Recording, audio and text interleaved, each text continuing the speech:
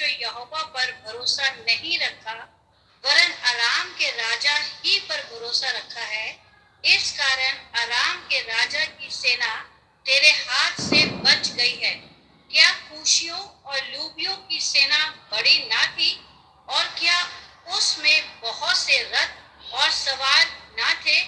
तो अभी तूने यहोवा पर भरोसा रखा था, इस कारण उसने उनको तेरे हाथ में कर दिया।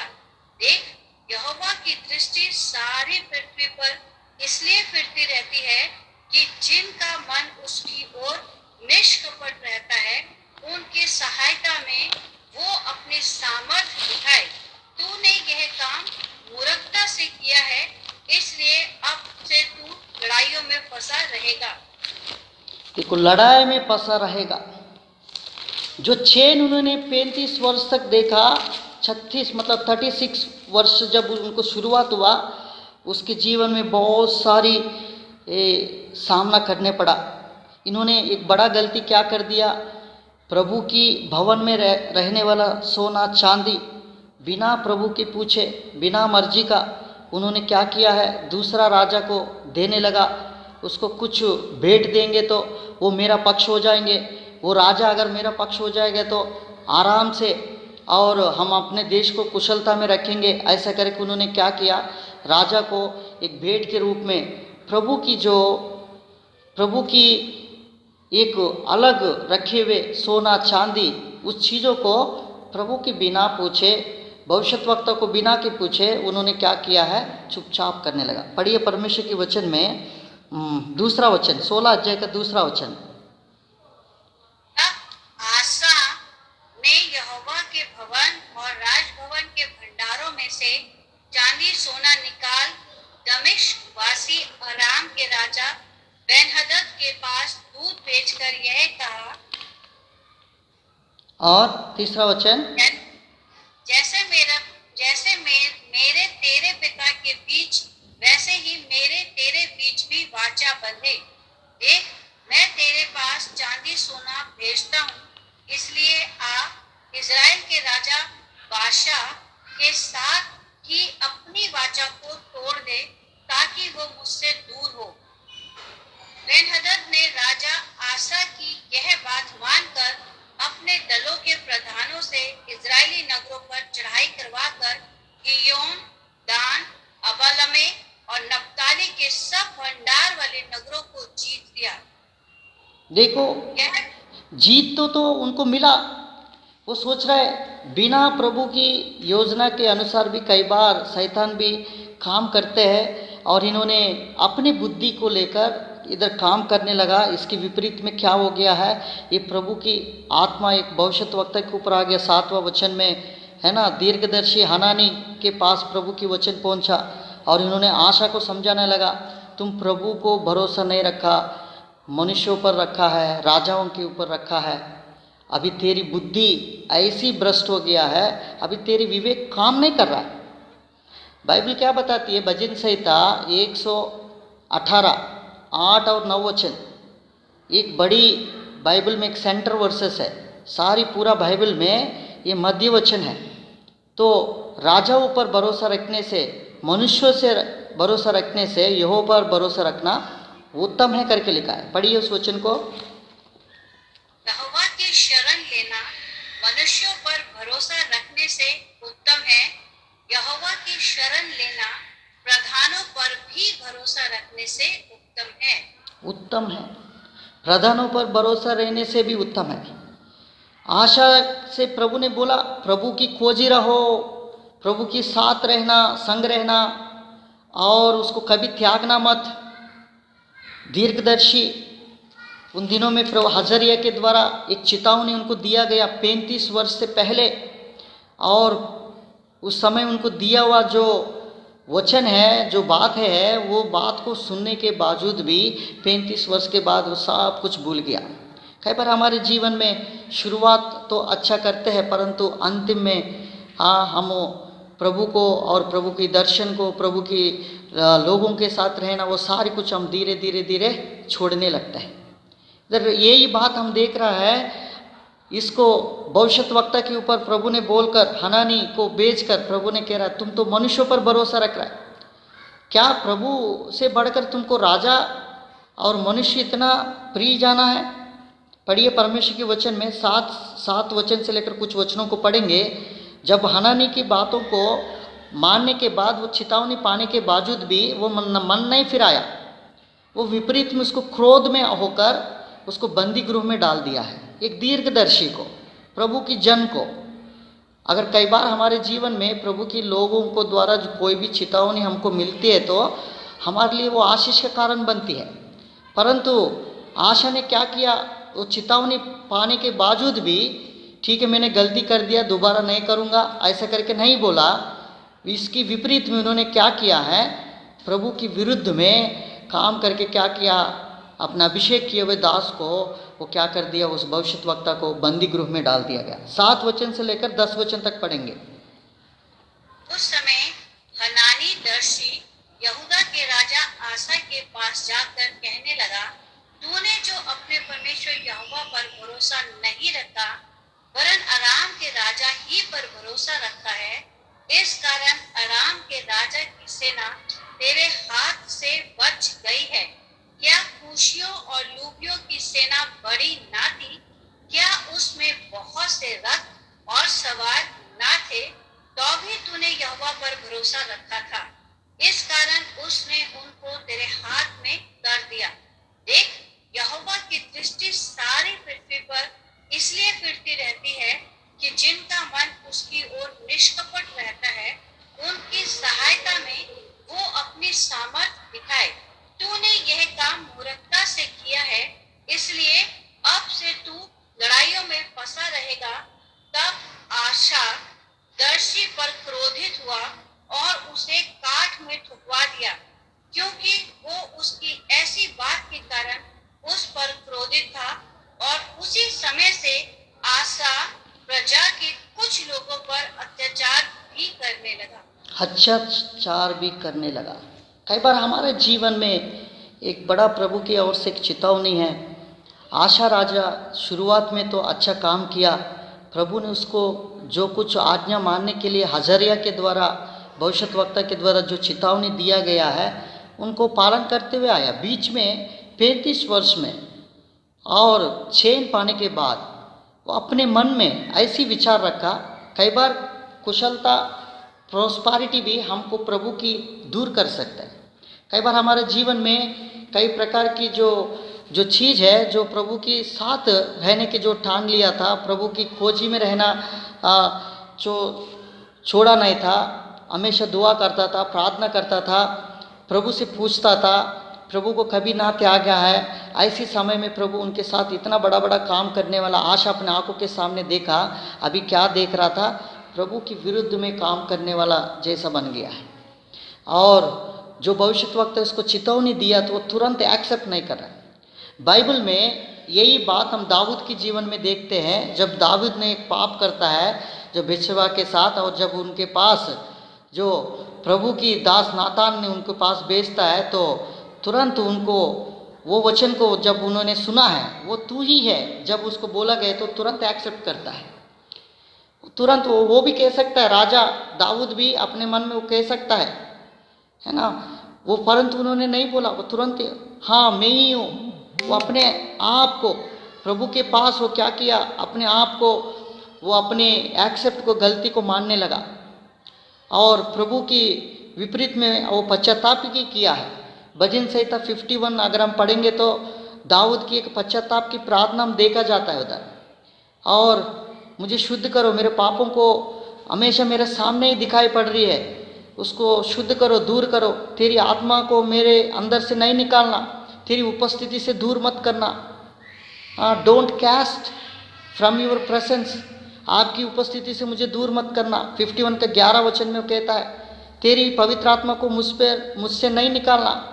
वो विनती कर रहा है, क्योंकि एक उद्धार पाए हुए व्यक्ति के अंदर प्रभु की आत्मा समा जाती है, प्रभु के गाइडेंस, प्रभु की महसूस हमको दिया जाता है। हमारे विवेक में जो भी हम गलती करते तो वो तुरंत हमको टच करती है, वो विवेक हमसे बातें करता है। आशा अभी विपरीत में काम करने लगा। इसका बुद्धि ऐसी ये हो गया है, और क्या कर दिया, प्रभु की दास को भी जो बंदी गृह में डालने लगा, जो प्रभु की ओर से जो चेतावनी दिया गया, और प्रभु की कुछ लोगों को सताने लगा। धीरे धीरे जब होने के बाद लास्ट में क्या हुआ, उसका अंतिम जीवन हम देखते हैं। उसके अंदर ऐसी बीमारी आया है, और पहले प्रभु के पीछे चलने वाला इंसान, प्रभु की ऊपर रहने वाला, प्रभु की पूछताछ करने वाला व्यक्ति था, जो प्रभु को ठीक कर लगता था वही करने वाला इंसान था, अभी क्या कर दिया है, अभी प्रभु की पूरा उपस्थिति को छोड़ दिया। उसके अंदर शरीर के अंदर ऐसी बीमारी उत्पन्न किया है, पाँवों के अंदर उसके ऐसी बीमारी उनको उत्पन्न हुआ। पढ़ेंगे परमेश्वर के वचन में 10 वचन से कुछ वचनों को पढ़ेंगे, 11 और 12 वचन, 16 अध्याय 11 और 12 वचन। आदि से लेकर अंत तक आसा के काम यहूदा और इज़राइल के राजाओं के इतिहास में लिखे हैं। अपने राज्य के 39वें वर्ष में आसा को पांव का रोग हुआ, और वो रोग बहुत बढ़ गया, तो भी उसने रोगी होकर यहोवा की नहीं वैद्यों ही की शरण ली। दूसरा बात हम देखते हैं, वैद्यों की सहारा माना।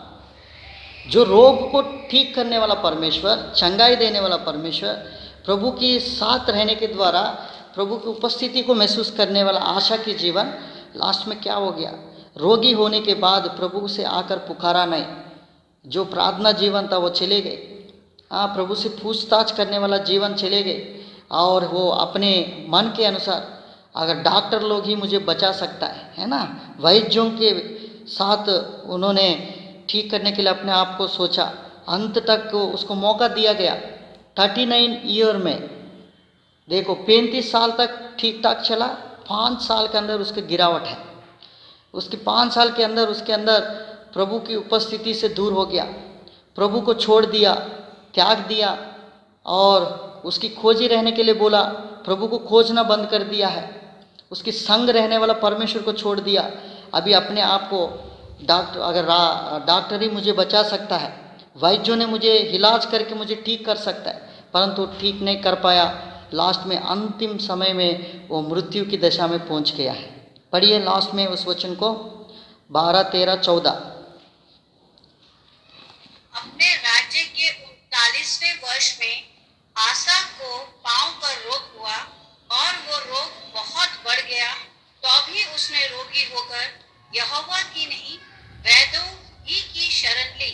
अंत में आसा अपने राज्य के 41वें वर्ष में मर के अपने पुरखाओं के साथ जा मिला।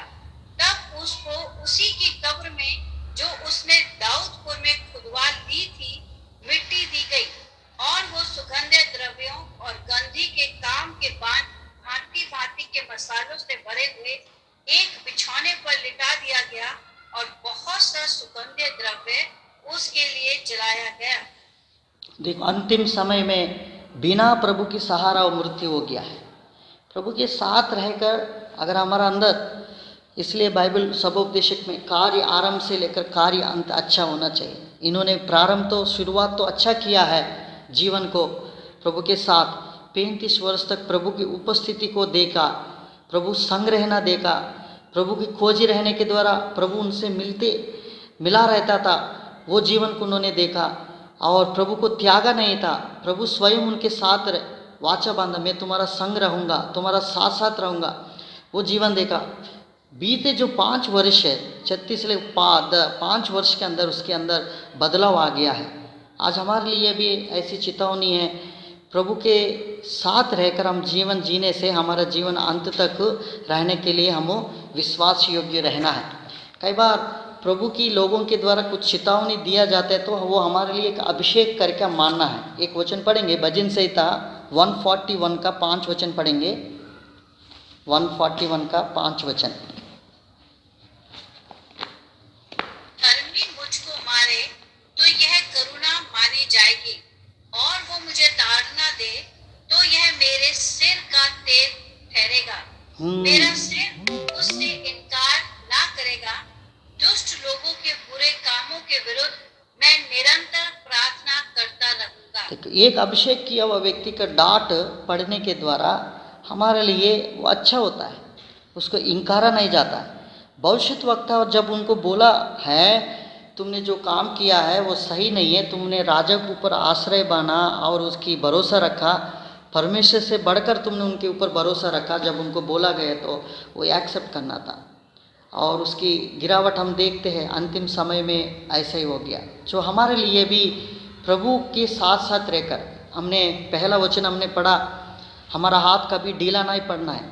इन्हीं हाथों ने परमेश्वर के लिए बहुत कुछ किया, बाद में इन्हीं हाथों ने परमेश्वर की जो बहुत कुछ किया हुआ ये हाथ कई बार हमारे जीवन में ढीला पड़ जाएगा। इसलिए दूसरा इतिहास 15 अध्याय 7वां वचन में हमने शुरुआत किया, परंतु तुम लोग हियाव बांधो और तुम्हारा हाथ ढीला ना पड़े, क्योंकि तुम्हारा काम का बदला मिलेगा।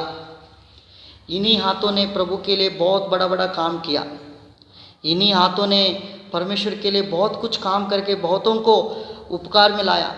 और अंतिम समय में क्या हो गया है, तुम्हारा हाथ ढीला ना पड़ना चाहिए।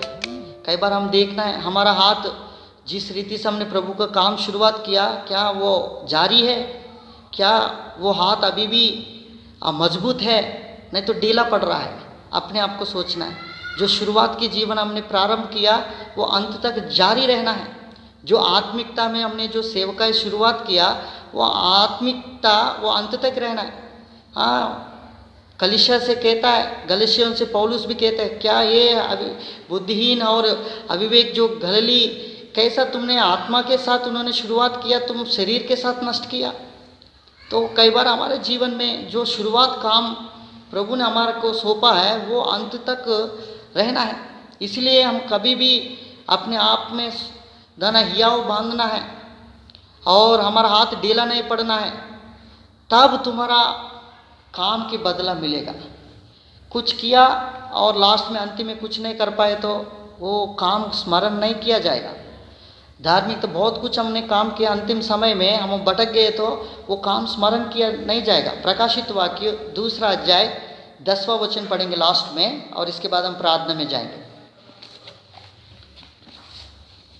तो दुख तुझको झेलने होंगे, उनसे मत डर, क्योंकि शैतान तुम में से कुछ को जेल खानों में डालने पर है, ताकि तुम परखे जाओ, और तुम्हें 10 दिन तक क्लेश उठाना होगा। प्राण देने तक विश्वास योग्य रहे तो मैं तुझे जीवन का मुकुट दूंगा। प्राण देने तक। तो इसलिए आज हमारे जीवन में एक आशा की जीवन है। यूदा राजा जो तीसरा राजा है, हाँ, इसका अर्थ आशा की अर्थ है डॉक्टर, हाँ, इलाज करने वाला। बाद में खुद ही इलाज नहीं मिल पाया है, उसके नाम में इलाज है। स्टार्टिंग में बहुत कुछ इलाज किया, क्या क्या इलाज किया है।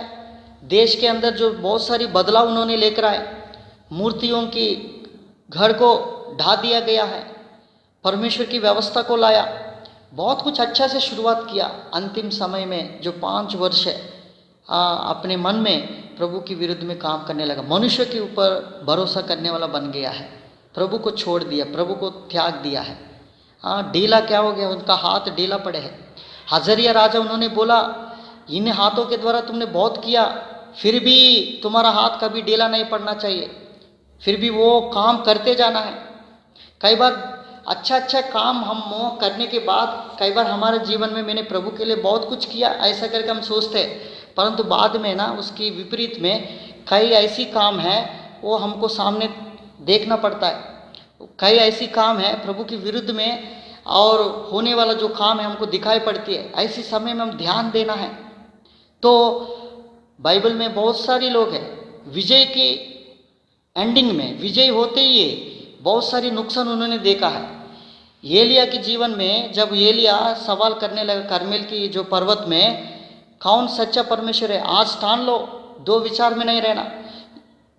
प्रभु की सवाल करने वाला ये एलिया उस दिन 450 जो बैल की जो पूजा करने वालों से सवाल किया और उनकी पीछे दौड़कर उनको सब कुछ उनको मारा गया है। और इसके बाद एक स्त्री ने उनके जो बोला है, तुरंत क्या किया, उसी दिन जिस दिन उन्होंने विजय पाया उसके तुरंत दिन में एक स्त्री ने उनके बोला, वो प्राण को बचाने के लिए अपने प्राण को मांगने लगा। कई बार हमारे जीवन में तुरंत हम विजय पाते हैं, ज़रूर विजय के पीछे भी कई ऐसा है, अंत तक एक व्यक्ति विजय पाते ही रहना है, अंत तक हम जीवंत जीवन जीते रहना है। तो आशा के जीवन एक चेतावनी है। इसलिए दूसरा इतिहास में 15:7 में, परंतु तुम लोग हियाव बांधो और तुम्हारा हाथ ढीला ना पड़े, क्योंकि तुम्हारा काम का बदला मिलेगा। हमारा काम का बदला जरूर प्रभु देने वाला है, वो अन्याय नहीं है, हमारा काम के अनुसार वो प्रतिफल देने वाला है। इसलिए 1 कुरिन्ती 15:58 पढ़ेंगे। 1 कुरिन्थियन चैप्टर 15 का 58 पढ़ेंगे। इसलिए हे मेरे प्रिय भाइयों, दृढ़ और अटल रहो और प्रभु के काम में सर्वदा बढ़ते जाओ, क्योंकि यह जानते हो कि तुम्हारा परिश्रम प्रभु में व्यर्थ नहीं है। हाँ, तुम्हारा परिश्रम प्रभु में व्यर्थ नहीं है। हमारा परमेश्वर हमेशा हियाव बांधना है, हाथ ढीला नहीं पड़ना है। शुरुआत तो हमारा हाथ मजबूत रहता है, धीरे धीरे धीरे होने के बाद हमारा हाथ ढीला पड़ जाता है। इसलिए उस हाथों को मजबूत करना है, हियाव बांधना है। और प्रभु के साथ रहने के लिए जो 3 बात उनको बोला गया, हर एक विश्वासी के जीवन में ये बात पाया जाना है। प्रभु के संग रहने के लिए, प्रभु कितना भी मुसीबत है मैं आपको छोड़ूंगा नहीं, और प्रभु की खोजी रहना है। कैसा भी परिस्थिति है खोजी रहना है, प्रभु को कभी त्याग नहीं देना है। कई बार ऐसी परिस्थिति आता है प्रभु को छोड़ देते बीच में। मनुष्य को पुत्र को हम इसी मुंह से अंगीकार करते हैं, ऐसी मुसीबत आने से यही मुंह मैं नहीं जानता हूँ प्रभु कौन है करके। तो इसलिए हमारे जीवन में त्याग नहीं देना, प्रभु के बीच अंत तक हम धीरज धरना है।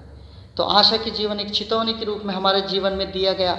हम अंत तक रह के जो काम हमने आत्मा से शुरुआत किया वो अंत तक आत्मा में जारी रहे। इन वचनों के द्वारा प्रभु हमको आशीष करे। आए प्रार्थना में जाए। मनीष भाई। थैंक यू भाई जी। तो मैं निवेदन करूँ गैडविन अंकल